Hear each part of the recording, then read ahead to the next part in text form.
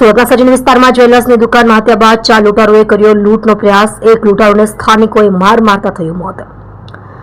સુરતમાં દિવસે ને દિવસે કાયદો વ્યવસ્થાની સ્થિતિ કથળતી જોવા મળી રહી છે।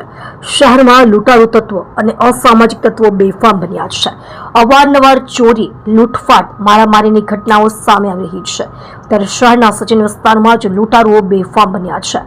આ વિસ્તારમાં આવેલી શ્રીનાથજી જ્વેલર્સ નામની દુકાનમાં ફાયરિંગ કરીને લૂંટનો પ્રયાસ કરવામાં આવ્યો છે। જ્વેલર્સની દુકાનમાં ફાયરિંગ થતા એક વ્યક્તિ આશિષ રાજપરાને ગોળી પણ વાગી છે, જેનું એપલ હોસ્પિટલમાં મોત થયું છે।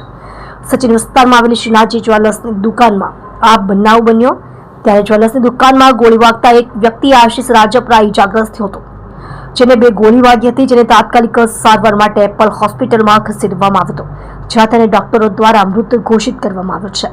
4 જેટલા લૂંટારોએ દુકાનમાં ઘૂસીને લૂંટનો પ્રયાસ કર્યો છે, જેમાંથી એક લૂંટારોને સ્થાનિક લોકોએ પકડીને મેથી પાક ચખાડ્યો છે। ત્યારે શહેરમાં પોલીસ પેટ્રોલિંગ પર પણ સવાલો ઉભા થયા છે। આ ઘટનાની જાણ પોલીસને થતાં પોલીસ કાફલો ઘટના સ્થળે પહોંચ્યો છે, ત્યારે સ્થાનિક લોકોએ લૂંટારુઓને માર મારતા તેનું પણ મોત થયું છે। જોકે લૂંટનો પ્રયાસ કરીને 3 લૂંટારુઓ તો ઘટનાસ્થળથી ફરાર થઈ ગયા છે, જેને પકડી પાડવા સચિન પોલીસ દ્વારા ચક્રો ગતિમાન કર્યા છે।